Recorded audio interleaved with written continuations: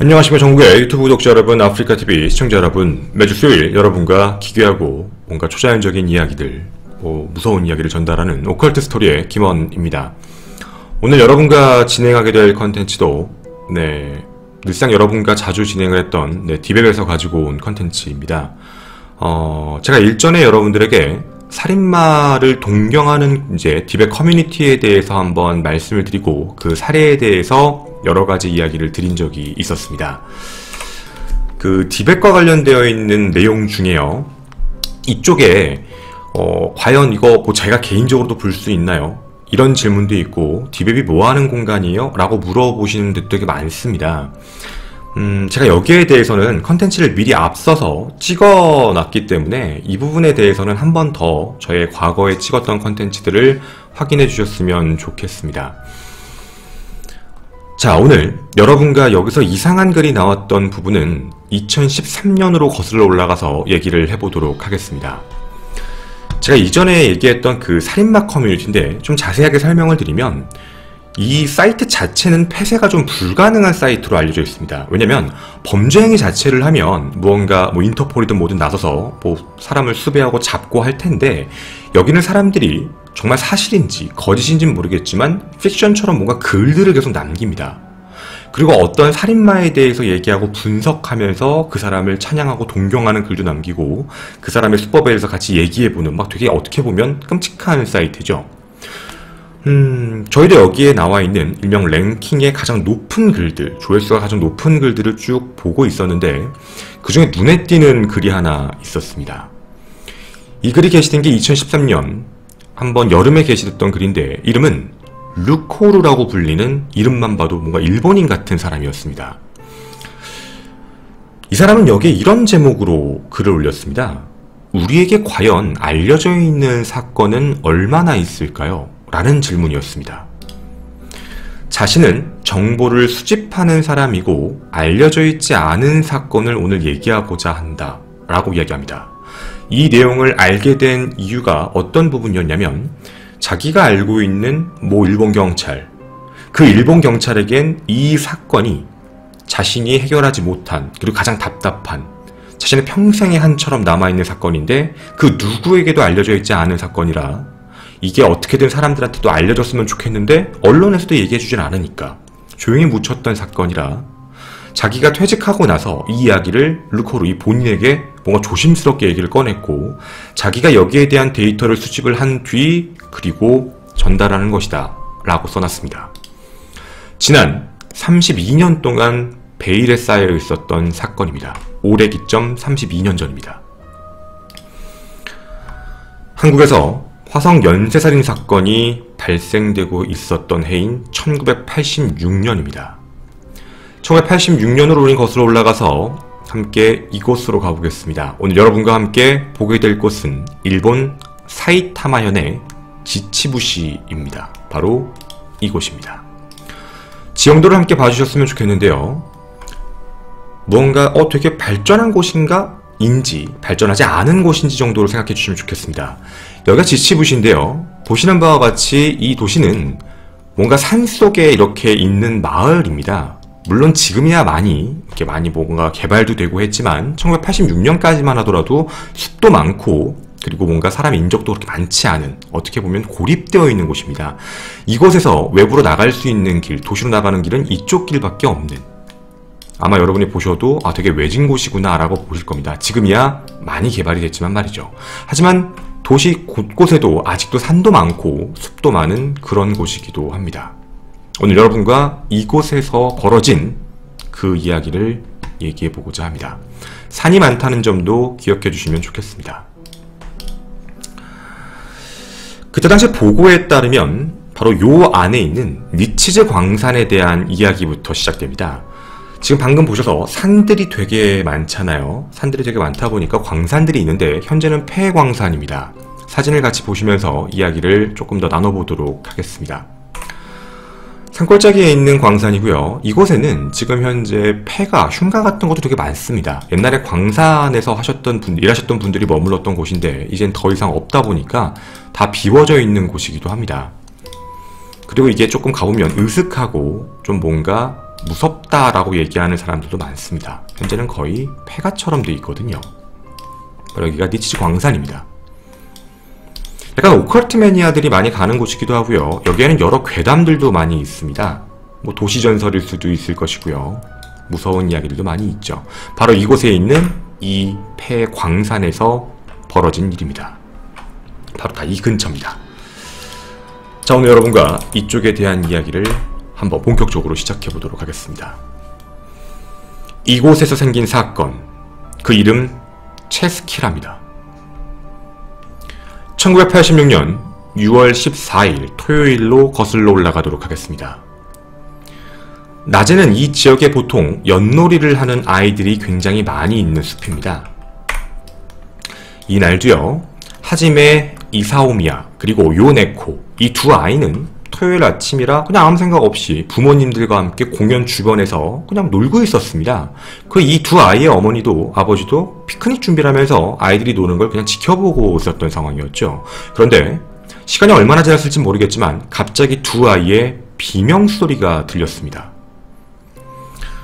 아이들은 갑자기 엄마 아빠를 부르면서 뛰어오기 시작을 했고 저게 이상한 게 있다 라고 얘기해서 바로 그 곳을 가봤더니 그곳에는 시체가 있었습니다. 그 시체를 보자마자 이 두 아이의 부모는 경찰에 신고를 하게 되고 치치부에시에 있는 숲이 어우러진 이 지역에 바로 이름 키요코라는 여성이 발견되게 됩니다. 나이는 22세. 자, 사인은 질식사였습니다. 누군가 목을 졸라서 사망한 것. 압사죠. 그런데 이게 시신의 형태가 되게 이상했습니다. 이 키요코의 시신은 어떻게 되어 있냐면 팔을 X자로 묶어서 땅에 얹혀있는 상태였습니다. 근데 팔만 그런 게 아니고요. 다리도 X자로 교차한 상태였습니다. 팔과 다리 전부 다. 그리고 거기서 끝나지 않습니다. 손에 이상한 물건이 하나 있었습니다. 그 물건은 바로 이것. 검은색 루크 체스 조각입니다.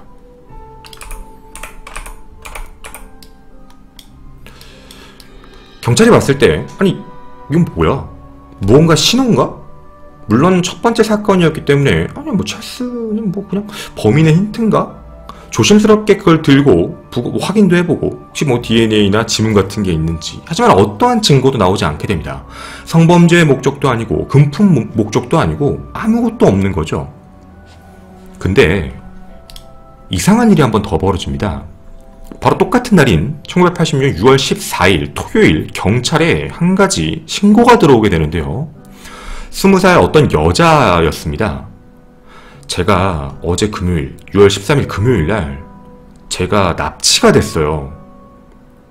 제가 전날 저녁 10시쯤에 금요일날 밤에 직장이 끝나고 집에 퇴근하고 있는데 갑자기 어떤 남자가 다가왔고 그리고 뭔가 코에다가 이상한 걸 댔는데 제가 기억이 없었습니다.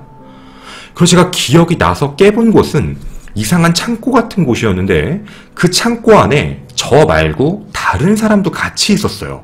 제가 처음 보는 여자였습니다.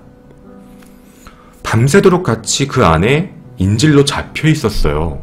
라고 전화가 들어옵니다. 처음에 경찰은 그 얘기를 듣고 그냥 단순 납치범이라고 생각했던 거죠. 그래서 그냥 별 생각 없이 아 네 라고 하면서 그 납치에 대한 증거를 받고 있는데 이 여자가 얘기하는 게 좀 이상합니다. 아니 제가 그 남자하고 납치가 돼가지고 했는데요. 그 남자는 이상한 하얀색 가면을 쓰고 있었어요. 그 하얀색 가면에 대한 뭔가 느낌? 몽타주 같은 비슷한 느낌이라고 만약에 한다면 아마 이 정도의 느낌이지 않을까.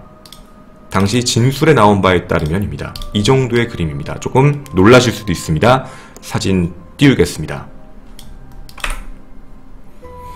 이런 이상한 가면을 쓴 남자가 눈앞에 있었습니다. 그리고 이 남자는 뭔가 저희에게 되게 이상한 질문을 자꾸 했어요.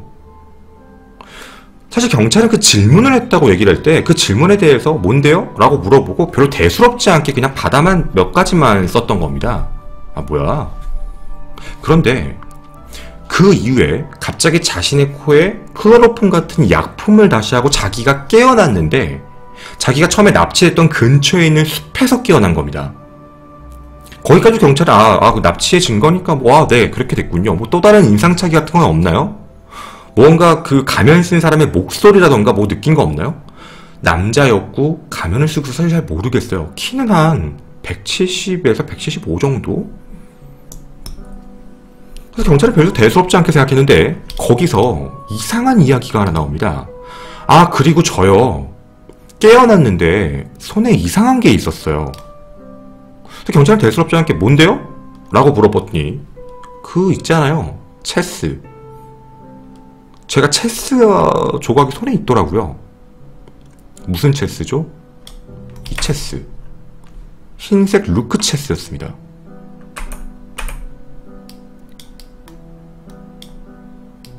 경찰이 거기서 뭔가 이상한 점을 느낀 겁니다. 흰색? 잠깐만. 오늘 아까 있던 사건에서 검은색 루크 체스판 나온 거 있지. 사건 갖고 와봐. 그러니까 뭔가 이상했던 겁니다. 여자랑 같이 있었다? 당장 경찰서에 오라고 얘기를 했던 거죠. 그리고 그 20살 소녀는 경찰서에 왔고 경찰이 들이민 사진을 한 장 봅니다. 바로 뭐였냐면 6월 14일 시신으로 발견된 키요코의 사진이었습니다. 키요코의 사진을 딱 보여주자마자 아무렇지 않게 이 여자는 어제 저랑 같이 있던 사람인데 이 사람도 살았어요? 라고 질문을 던집니다. 자기 옆에 있었던 여자였던 거죠. 되게 이상한 사건인 겁니다. 그 당일날 모르는 두 사람, 뭐 성범죄도 아니고 금품범죄도 아닌데 그냥 모르는 두 사람을 납치를 해서 서로 인면식도 없는 두 사람을 납치한 뒤 한 사람은 죽이고 한 사람은 살리고 한 사람은 손에는 검은색 루크 체크판, 하나는 흰색 루크 체스판 이렇게 주고 한 사람은 살고 한 사람은 죽은 거죠. 이게 뭔가 신호인가? 라는 생각이 경찰은 처음에 들었다고 합니다. 그런데요. 뭔가 단서를 찾으려고 노력을 해봤지만 더 이상의 단서는 나오지 않았습니다. 그렇게 시간은 좀 더 지나게 되고 4일이 지납니다. 1986년 6월 18일이 됐던 거죠. 아까 말씀드렸던 그 폐광산. 이 광산에서 일을 하던 노동자들이 지나가다가 오그라사와 학교, 여기 학교가 있습니다. 이 학교를 지나가다가 이상한 걸 발견합니다. 그리고 얼굴을 보자마자 알았죠. 이름은 사토루, 나이 38세 남성입니다. 이 광산에서 일을 했던 동료였던 거죠. 근데 그 동료가 사망한 걸 또 확인하게 됩니다. 그리고 바로 또 경찰에 신고를 합니다. 경찰은 처음에 그냥 또 다른 사건인 줄 알고 도착해서 확인을 하고 봐봤는데 뭔가 이상했습니다. 똑같이 팔과 다리가 X자로 묶여있던 거죠. 그리고 바닥에 누워있는 상태였습니다. 보자마자 느낌이 안 좋았던 거죠. 그리고 하나 더. 여름이었기 때문에 뭐 사실 뭔가 좀 말랐다라는 느낌은 있긴 하겠지만 뭔가 물에 젖은 흔적, 젖고 말리면 좀 뭔가 모양이 티가 나니까 역시나 사이는 익사였습니다. 근데 이 근처에 강이 별로 없거든요. 밑으로 내려가야지만 있어서 아마도 뭔가 수도 같은 데서 가혹행위처럼 익사를 시킨 게 아닐까라고 추측이 되는 상태였습니다. 그리고 경찰은 조심스럽게 설마 라고 생각하고 손이 쥐어져 있는데 오른손에 있는 손을 살짝 펴봤습니다. 그리고 그 손에서는 검은색 체스 말폰이 확인됩니다.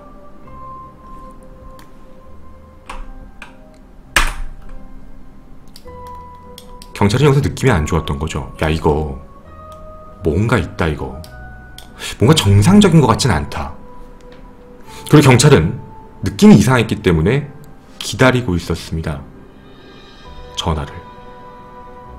흰색. 그런데 그날 똑같은 날 아침 시신이 발견되고 오후에 전화 한 통이 또 옵니다.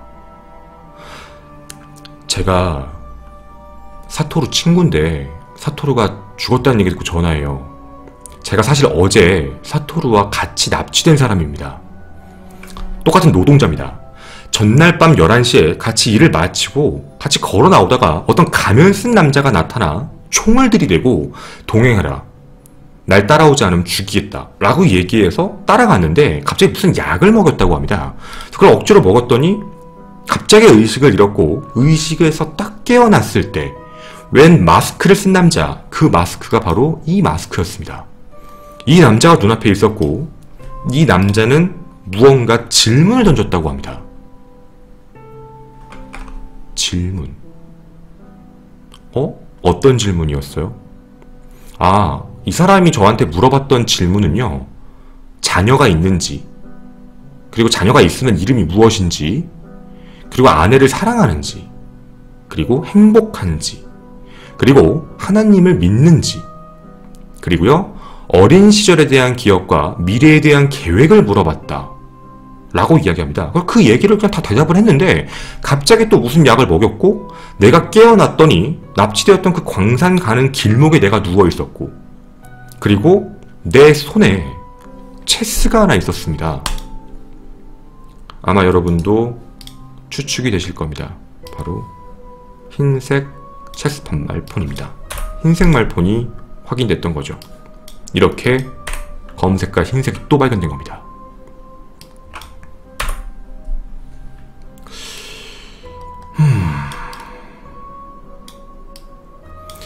일본 경찰은 느낌이 좋지 않다는 생각을 합니다. 4일 만에 납치를 2명씩 하고 정말 모르는 사람들을, 그리고 공통점이 있습니다. 사망한 사람에겐 검은색 체스판, 산 사람에게는 흰색 체스판을 쥐어주는 이상한 애, 그리고 그 안에서 뭔가 이상한 걸 물어보는 사람. 그렇게 수사는 답보 상태가 되고 또다시 4일이 지납니다. 1986년 6월 22일. 아까 말씀드렸던 그 광산에서 발견된 게 아니라 광산 근처에서 또 남성이 한 명의 시신이 발견됩니다. 이름은 타카오 스스무, 나이는 27세. 손이 묶인 채, 또다시 다리가 묶인 채, 그리고 이번에는 아예 옷이 벌거벗은 상태로 확인이 됩니다. 경찰은 그게 중요한 게 아니었습니다. 설마 손을 조심스럽게 열었습니다. 그리고 그 안에는 있었습니다. 바로 검은색 체스판, 검은색 나이트가 존재했던 겁니다.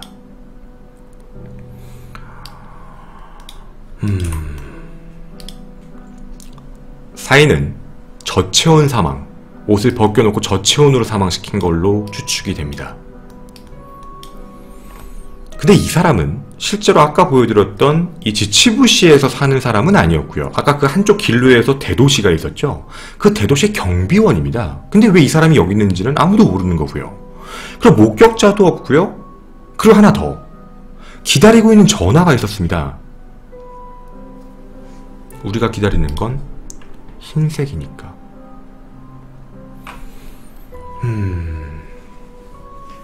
그런데 나중에 뭔가 연락이 들어오게 됩니다. 저 납치된 적이 있었어요. 당일날 연락이 안 오길래 뭔가 이상하다고 생각을 하고 있던 경찰이거든요. 1986년 6월 26일, 또다시 4일이 지났는데 납치 사건이 이때 발생합니다. 이름은 나야미 후미코라는 여성 26살인데요. 지치부 쪽에서 숲이 우거진 지역에서 밤에 일을 하고 돌아오다가 납치를 당했다고 합니다. 어떤 남자가 등 뒤에서 칼을 꽂았고 소리를 지르지 말라고 했고요. 그리고 자기가 의식을 되찾았을 때 본 얼굴, 이 얼굴이었습니다. 가면을 쓴 남자. 그리고 본인에게 무언가 질문을 했다고 합니다. 그 질문은 방금 보신 질문과 똑같은 질문입니다. 그리고 그 이후 또 약을 먹였고 자기가 깨어났을 때는 다시 또 도로 주변 나무숲이었고요. 자신의 목, 원래 목에 있는 목걸이에 무언가 하나 걸려 있었다고 합니다. 아마 추측이 되시겠죠. 바로 흰색 나이트입니다.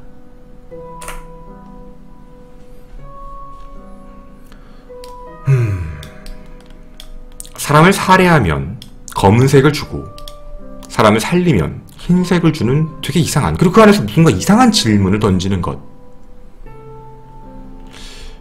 누가 봐도 연쇄살인마입니다.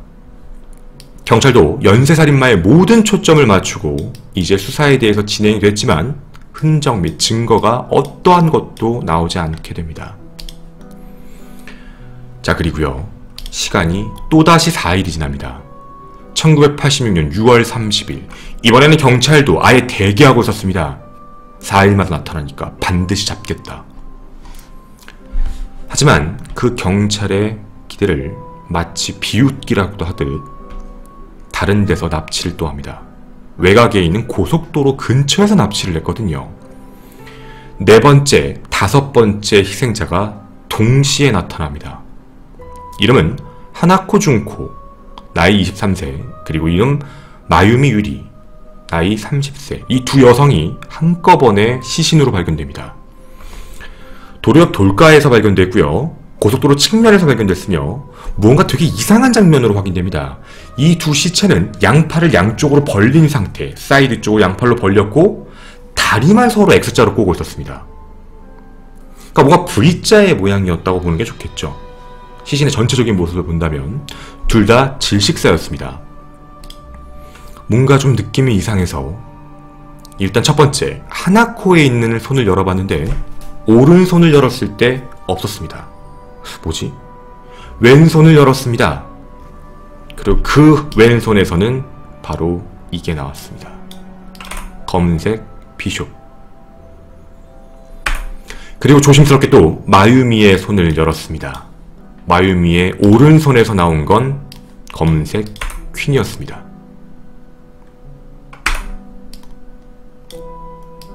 자, 경찰은 또 머릿속에 드는 게 있습니다. 이 새끼 뭐지?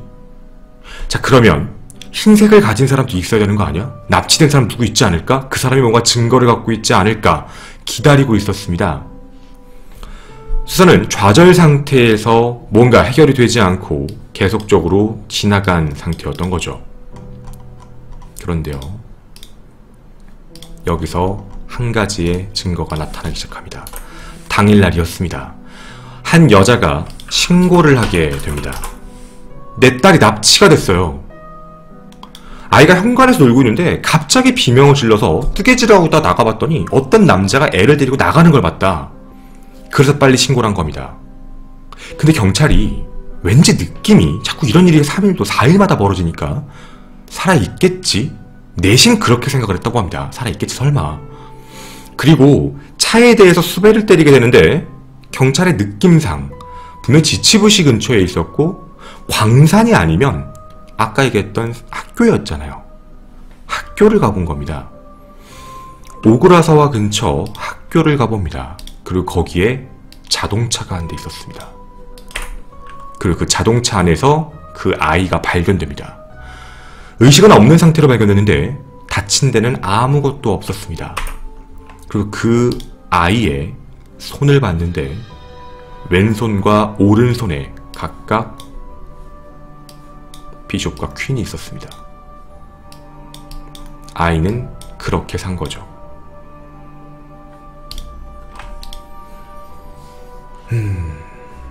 아이가 깨어나고 물어봅니다. 그때 무슨 일이 있었어? 라고 물어봤는데 아이는 얘기를 합니다. 뭘 물어보진 않았다. 그냥 자신은 처음에 이렇게 눈을 떴을 때 뭐가 있었고 두려워하지 마 라는 얘기를 듣고 다시 잠들었고 깨니까 엄마 아빠가 있었다. 그리고 난 이게 뭔진 모른다. 너무 어린 아이였기 때문에요. 아이를 발견하고 3일 동안 모든 단서를 찾는 데 집중을 하게 됩니다. 하지만 어떠한 단서도 확인하지 못했죠. 결국 수사가 다시 답보 상태로 빠지게 됩니다. 그렇게 또다시 4일이 지납니다. 경찰들도 두려워하고 있던 날입니다. 1986년 7월 4일이 됩니다. 금요일이었는데 어떠한 신고 전화도 없어서 이날은 뭐 이제 없나?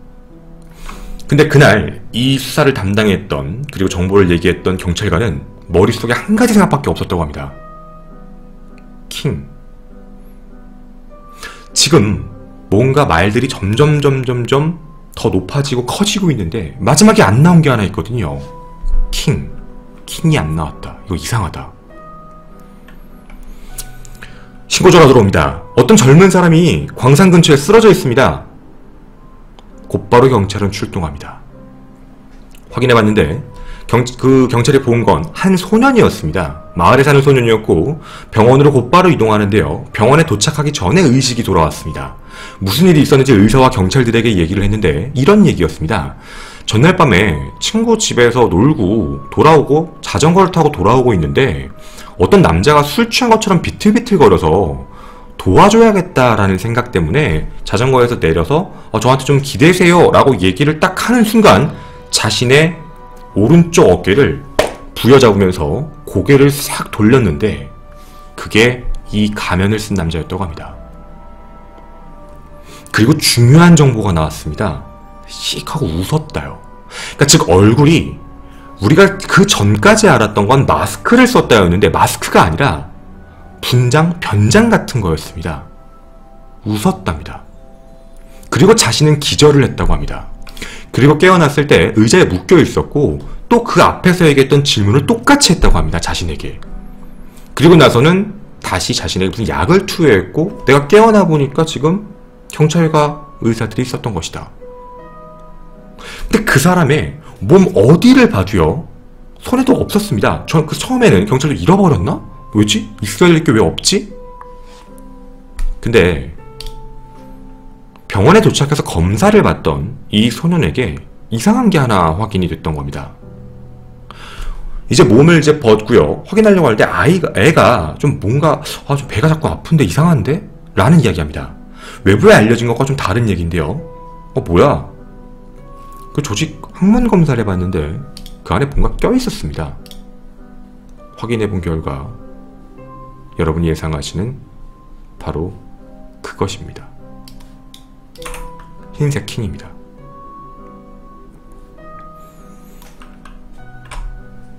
자, 경찰은 이 흰색 킹을 보자마자 온몸에 소름이 돋았다고 합니다. 왜였을까요? 지금까지와 패턴이 완전히 달랐던 겁니다. 왜냐면 지금까지 발견된 걸 대부분 보면 검은색이 먼저 발견되고 흰색이 그 다음에 발견됐거든요. 살아있는 사람들이 그 다음에 증언을 줬으니까. 근데 이번에는 하얀색이 먼저 발견됐습니다. 경찰은 머리가 스쳤죠. 죽은 사람이 있다. 검은색 킹을 가진 시체가 분명히 있을 거다. 찾아야 된다. 하지만 미친 듯한 수색에도 불구하고 찾지를 못합니다. 이렇게 이 일은 1986년 6월 14일을 시작으로 4일간 계속해서 일이 벌어지다가 1986년 7월 4일을 기점 킹이 발견된 이후부터 아예 모든 이야기가 없어지게 됩니다. 실종보고, 사망보고 어떤 것도 없었죠. 1년이 지난 1987년 8월 12일 연쇄살인 사건이었음에도 불구하고 경찰들이 어떠한 능력도 단서도 잡지 못했다라는 부분 때문에 이게 만약에 언론에 나가면 분명히 경찰들이 어마어마한 질책을 받을 것이다 라는 문제 때문에 무기한 연장 처리라고 미제 사건이 아닌 캐비넷에 그냥 집어넣고 끝난 사건이라고 적혀 있습니다. 자, 검은색 킹은 어디 갔을까요? 그리고 이 사건을 대신 적은 거죠. 형사 대신 적은 사람. 이 사람이 이야기를 한 부분에서는 이런 내용으로 적혀 있었습니다. 이 사람이 킹까지 가서 자신의 범죄를 끝낸 것이라 생각하진 않는다. 이 사람의 이름은 체스키라, 일명 체스킬러인 거죠. 그리고 이 체스킬러는 2006년 다시 한 번 더 발생합니다.